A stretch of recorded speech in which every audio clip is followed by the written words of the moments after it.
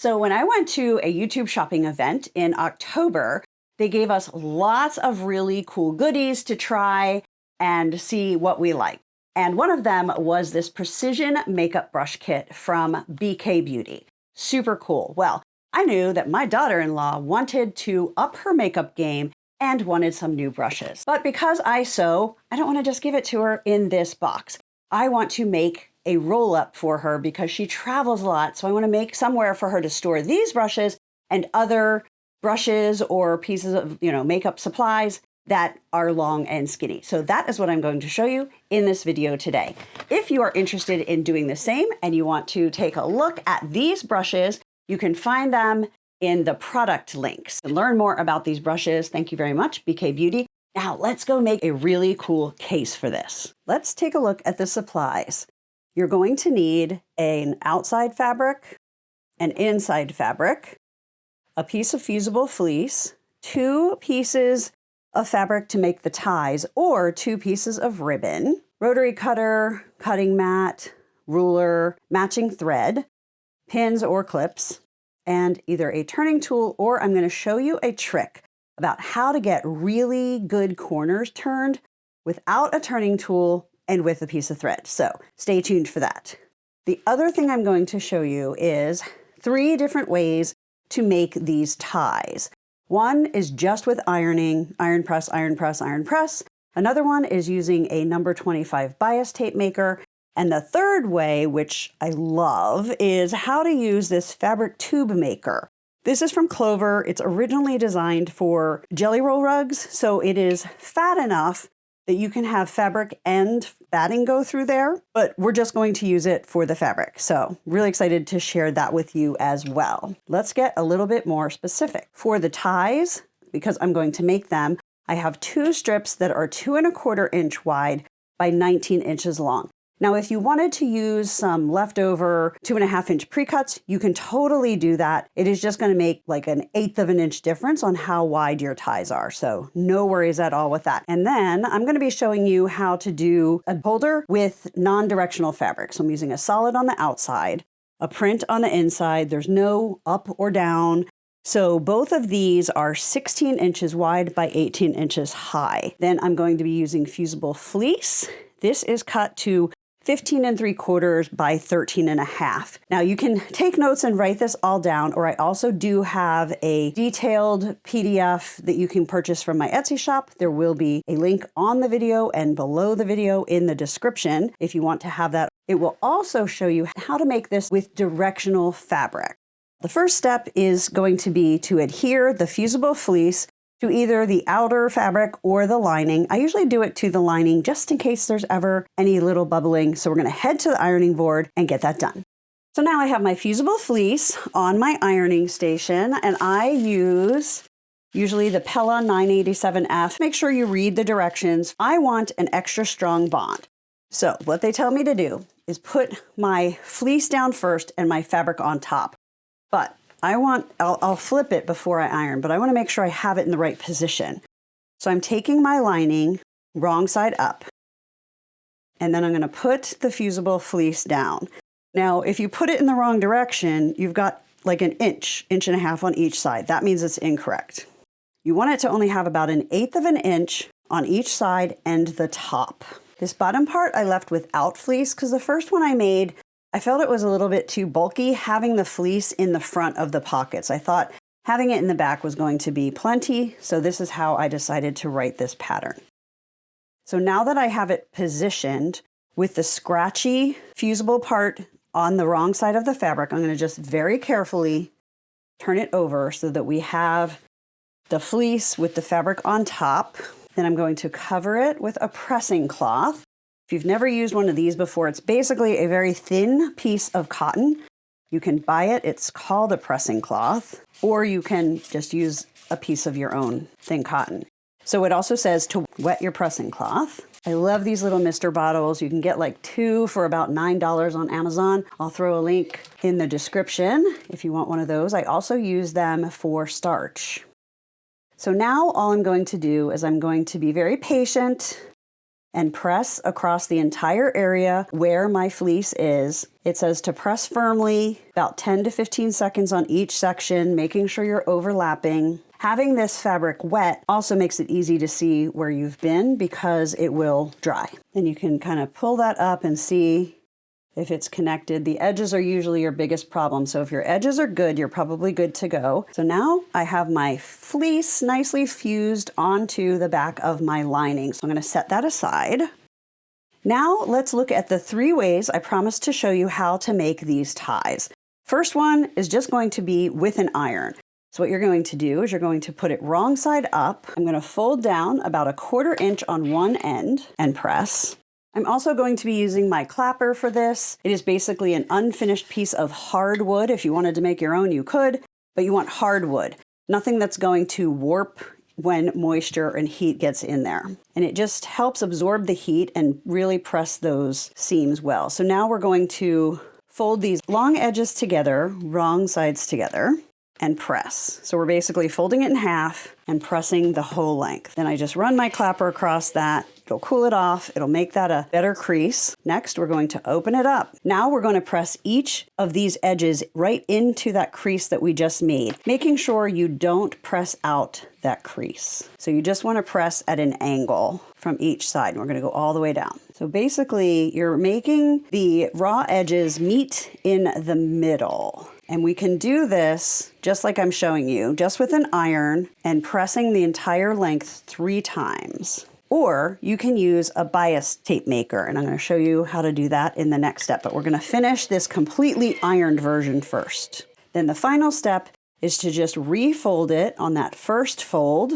and press. So this is basically making it 1/4 as wide as the original fabric and getting these raw edges in the center. So we have the one end where we turned it under, so there's no raw edges. This one still has raw edges, but that's fine because it's going to be on the inside of the makeup case. And then I usually just put a couple little clips to keep it folded until I'm ready to take it to the sewing machine. Okay, so that's method 1. All you need is your ironing board. Now, method 2, we're going to use the number 25, which usually is blue, Baste tape maker.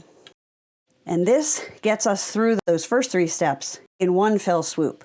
So what you do is you feed it into the end, making sure it is even. So you want these raw edges going up the side evenly. This strip of fabric is a little big for this, but you can make it work. And I'm going to be using this little awl to help push it through. See, it's flat and it's going up both sides evenly. So now we're good. Now, when it comes out on this side, you want these 2 raw edges to be meeting in the middle. So because we're using a fabric that's a little bit big for this, you don't want to iron right up to the edge. You want to keep it about 1 inch or 2 out. So once you know you have this all lined up and these are in the center, you can put your iron down and then you're just going to pull that back and then just make sure everything is staying lined up as you go. It's a lot faster than ironing the whole thing 3 times. Then you want to open up one end, fold it down 1/4 inch, and then you can usually just fold that back right away. Okay, that looks good. Then I will press that. The Baste tape maker gets us to this point. We fold that end under, and then we are going to fold it in half, and we'll be good to go. So I do have a longer video that shows you the 5 main sizes, what size fabric they use, and a little bit more about how to use them. So you'll be able to find the link either above the video or in the video description. So that is tie way number 2. So they look exactly the same. We just got to there in a different way. The next way with the Clover Fabric Tube Maker, we don't even iron until the very end. We're going to get it all folded as we're putting it through the sewing machine and sewing this part closed. So let me show you that magic. Now I want to introduce you to this magical little tool called a fabric tube maker from Clover.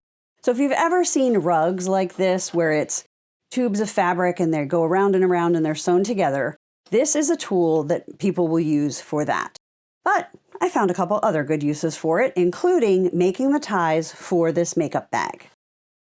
So it comes with 4 pieces, 2 that click together for the big part, 2 that click together for the small part. Now it's really important to remember that this is above. I somehow got mine jammed in, but you can see it kind of goes together like a puzzle piece. I will say, I find these a little bit hard to put on and off. So if you have arthritis, this might be a little tricky. This one isn't as bad. Just kind of push your fingers and push forward, and that will come apart. This is the one that really gets me. So what I decided to do was take some flathead pliers and just super, super gently squeeze the side with the pliers to get that squeezed in so that I can push it out. So next, just like with the bias tape maker, you're going to put your fabric wrong side up into that channel. You're going to make sure it's even on both sides.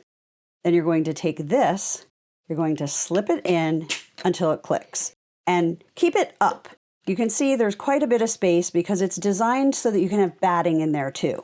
So this basically works just like a bias tape maker. It's designed for 2.5 inch, not 2 1/4. So there is a little bit of space there as we push that through. And I'm showing you this on the desktop, and then I'll show you how it works on the sewing machine. But I just want you to know how to load it before we're in tighter spaces at my sewing machine. So now you want to keep it like this, make sure it's folded, and then you're going to push it through this smaller one. And what this is going to do is it's going to help fold it in half. And then you do the same thing. You keep this kind of on top, push until that clicks. So it's a 2-part system. Your sewing machine is going to be here. I'm going to show you how it works. This is going to do this. This is going to do this. You're going to twist it, and you're going to sew along this edge, sewing these together. So it's not pressed. The idea behind it is you just go right to the sewing machine. So we are going to do that. I just wanted to show you how it was set up before I got started. Now I'm zoomed way back because I want to show you how I have my sewing machine set up. So my sewing machine basically stops here, and then I have this table that extends the space in front of my presser foot and my sewing. And the reason I'm showing you that is it's really, really helpful when you're using this, because then you have space to pull this back and still feed that through. I don't know that you'd really have enough space if you were just in the front of your sewing machine. So if you don't have a table like this, get creative. Put some books or something that will even up and give you a little bit more even space for feeding all of this when making the ties. I put pink top thread and bobbin thread into my sewing machine. And then I'm going to use a leader fabric, which is just a little scrap piece of fabric. I'm going to start sewing on that. So if you get any bird's nests, they're going to be there, not on your project. I'm going to put this in front. So I'm going to get started. And then sometimes this will pop up. You want to make sure everything stays nice and flat under your presser foot. So I use my scissors. My goal is to sew about 1/8 of an inch from this edge. So as I go, I'm just going to be pulling these back and then using my fingers to flip that down and make sure these 2 folds stay lined up. I'm doing my best to keep my fingers out of the way so you can see. And see how it's starting to push up from the foot because I got too close to the edge. Just lift your foot and put it back down if that happens. Have you ever tried one of these tools before? Do you make those jelly roll rugs, or do you use this for something else? Let me know in the comments. It's not something I use a lot, but I really like it for things like this. Then I'm just going to cut that leader fabric off. And I sewed back and forth on this starting end, and I should have stopped a little short here because we need to get this end folded under. And I usually do it right as I come to the end, but I forgot. So we'll just grab the seam ripper. You're not really sewing if you're not using your seam ripper, right? So you want to stop about 2 to 3 inches before the end. Stop sewing. You could leave it in your sewing machine instead of having to use your seam ripper. Then flatten that, fold that first section in, second in, and then back in half so that we have a finished edge on one end. So like I said, you could do that if you remember while you're sewing, but because I didn't, I'm just going to start a few stitches back.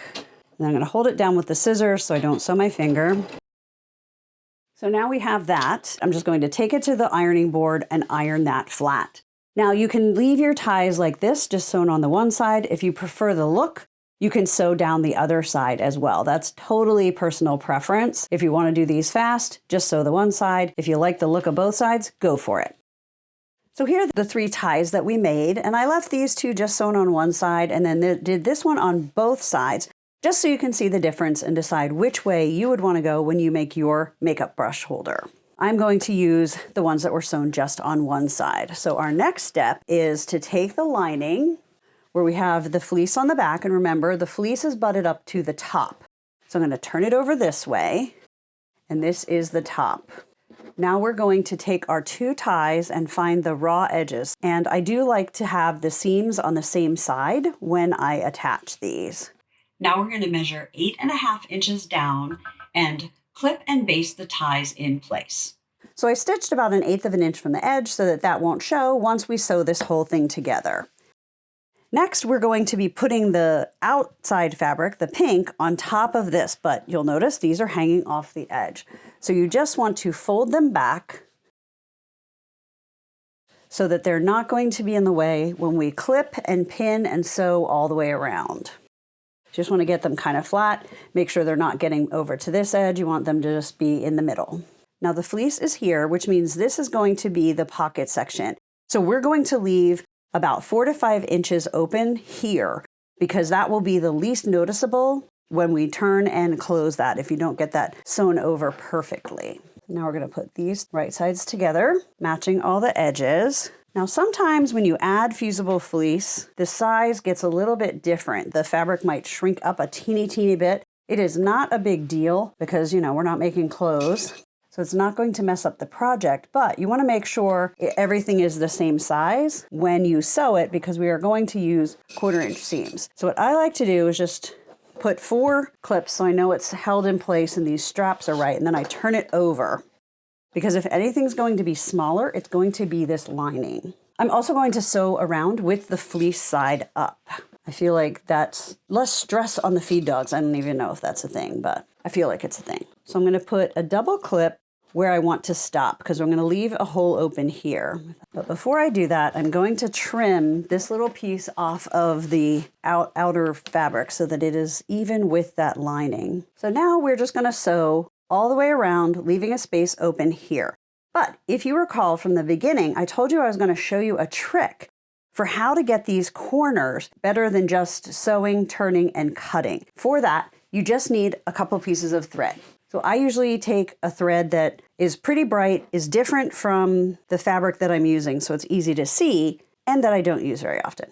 So we're going to go with this bright yellow. Definitely not a color that I sew with a lot.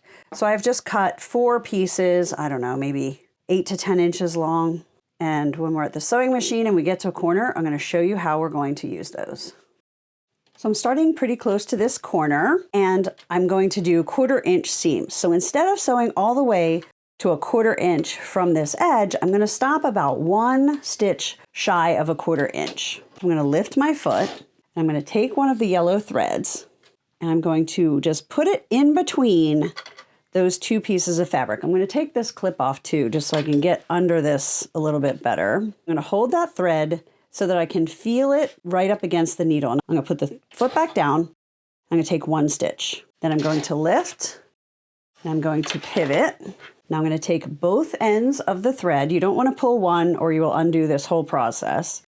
And we're going to tuck it in and make sure that the thread, see, we can't have that there because we don't want it to get sewn into any other stitches but that one that we just took. Make sure that's tucked nice and tight. And now we're going to keep going to the next corner. It's another step when you're sewing, but it makes the turning and the corners that much better. I think it's worth the time, and you can let me know what you think at the end or when you try it yourself.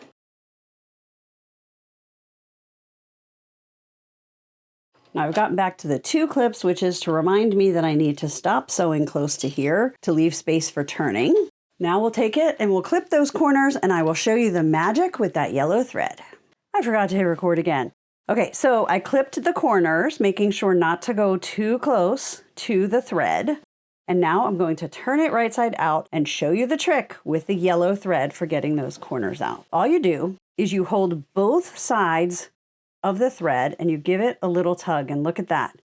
That just comes out so beautifully. And then you're just going to pull one end, and you can use that thread again if you want to.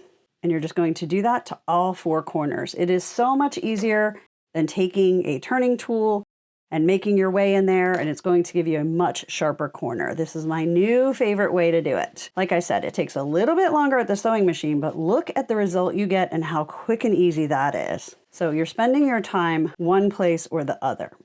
Now I'm just going to take that to the ironing board, iron that flat, and iron the portion that we use to turn under. Now I'm just going to sew all the way around the edge, about 1/8 of an inch, just to keep everything in place. And because I'm starting inside the fabric and not off of the fabric, I can't use a leader fabric. So I'm going to raise the bobbin thread. You put your foot down, hold that top thread, needle down, needle up, give a little tug, and that pulls the bobbin thread through the fabric. Then I take tweezers, pull that up, put both under the foot and pull back, and now I'm going to go forward and back a few stitches while holding those threads. That is going to prevent bird's nests or big old knots from having one of the threads sucked back down as you get started. So then once you take a few stitches, you can just let go of that. Now if you're turning a corner and it's kind of thick like this one is where the fleece is, this is what I do to help my feed dogs along. I have some of these pieces of fabric. I made a tube and then I folded it in half. And then I'll just take however many of them I need to balance out the height of the project. So this one looks good. And then I'll put that under my foot. So it just gives the foot and the feed dogs more to work with so it doesn't get hung up on that corner. Now it's time to make the pocket. So you're going to put your lining side up so I can feel the fleece. There's no fleece down here. We're going to be folding this up and then doing stitch lines to form these pockets. You can do the pocket between like 4.5 to 5 inches high. If you know what brushes you're going to be putting in them, you can use them to decide how tall you want these pockets to be. I like to have things sticking out. So I want to make sure that my smallest item is still going to show above the top edge of the pocket. So this is going to work really well for this. So if you want to, you can measure on each side, but you can just as easily fold it up, and if these edges are lined up, then you have it straight. And then you're going to press. The first thing we're going to do is we're going to sew the pocket up. So I'm just going to sew right along the stitch lines that we already have from the top, and we're going to double over down to here. Then I'm going to show you how to figure out where each of these stitch lines go. Now what I like to do is start from the center and work my way out. And the reason is because every once in a while, somebody's seam will be a little bit different. Where you sew this on will be a little bit different. So if you start from one side, you may end up with something too big on one side or a little bit too small. If you start from the center, everything is going to be even. And however big these two outside pockets will be is what they will be. We're going to get 12 different sections into this makeup holder. So the first step, obviously, is to find the center if we're going to start from the center. I'm just going to put a little clip there so I know where that center point is. Now, the way I have designed this and the way that's in the pattern that you can get on Etsy is I put 2 fatter slots in the center instead of on the end. Some people do it on the end. I like them in the center, and I'm going to make them 1 3/4 inches wide each. So we'll do a center line and then 1 3/4 inch to either side. Then a 1 1/4, and then 3 1-inch, and then this one is going to probably be about 1.5 inches. It'll be what it'll be.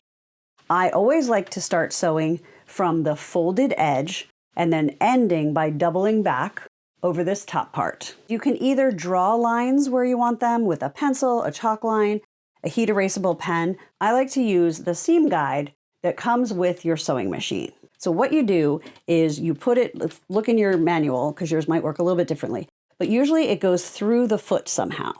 And see, you can make it be any distance you want. We're going to be using these little folded up things, put it under the foot just to help everything move well. And I'm going to be pulling up the bobbin thread each time. You want to make sure this first line is straight because we are going to use it for every other line from there. So you can just use something on the side of your sewing machine, or you can draw that first line. Okay, and because I said I want to start off this end and I want to use this guide, I put it on the wrong side. So let's take it out and reposition it. So usually they show you to do it this way so that this is curved like that, but you can also put it through from the opposite direction. I'm going to use my ruler And so instead of this kind of being curved on whatever you want to sew off of, it's going to come down, but it will work just the same. So we're going to put this so that it goes right over that stitch line that we just made. And we're going to start the next one. And you're just going to keep doing this until you have all 12 slots done. So let me know in the comments who you might make this for. Are you going to make it for yourself? Are you going to make it as a gift? Are you going to make these to sew and sell? I would love to know. So now that we have that side done, we are going to put this on the other side and we're going to sew these. There are lots of fun ways you could personalize this. If you have a Cricut or other cutting machine, you could put cute makeup, like wake up and makeup sayings on the inside or the outside with the heat transfer vinyl. You could machine embroider. You could hand embroider something. So many ways to go. Let me know if you're just going to keep it simple or if you're going to make it a little extra special. I really like using this sewing machine guide. It's easy, you don't have to draw anything. If you were doing a lot of these, you just keep going. You haven't put anything on the fabric, so there's nothing to get off. So now we have our 12 slots. Let's see what our sides look like. So this is about 1.5. That one's just under 1.5, closer to 1.25. So it's good that we started from the center and worked out. Now it is time to add the brushes and roll it up. Now it is all set. And while I'm sure my daughter-in-law would love to get these brushes in the brush box, I think it's gonna be way better inside her own roll-up in her favorite color. I'm actually gonna wrap it with the box so she knows they're new, not that you can't tell, but just in case. So I'm gonna put these in here, and then she has room for lots of other things. So the way that this was designed, as far as where these ties are, it's designed so that you fold the flap down just to meet the top of the pocket. So kind of like that. And then you're just going to roll it. Since I don't have anything on that end, I'm just going to fold it like that. Start rolling where my brushes are and tie it in a bow. So what do you think? I mean, you can make this case and just give it to someone assuming they have everything they need, or you can add some of the supplies, maybe new brushes or like makeup pencils or new mascara. This is the perfect gift for the holidays, for birthdays, etc., for teens. This could also be a cool item to sew and sell. So let me know what you're gonna do. I'm super excited for the holidays to give this to my daughter-in-law, and hopefully she hasn't watched this video, so she won't already know what it is. Be sure to subscribe to my channel so you never miss an easy sewing project, sewing tutorial, quilting tutorial, or more tips for how to sew and sell. My name is Tara Reed. I'm an artist. I'm a fabric designer with Riley Blake Designs, and I love doing these videos, and I love to get your feedback on what you like, what you're looking for, and how you're going to use some of these projects. I will sign off, and you go have so much fun.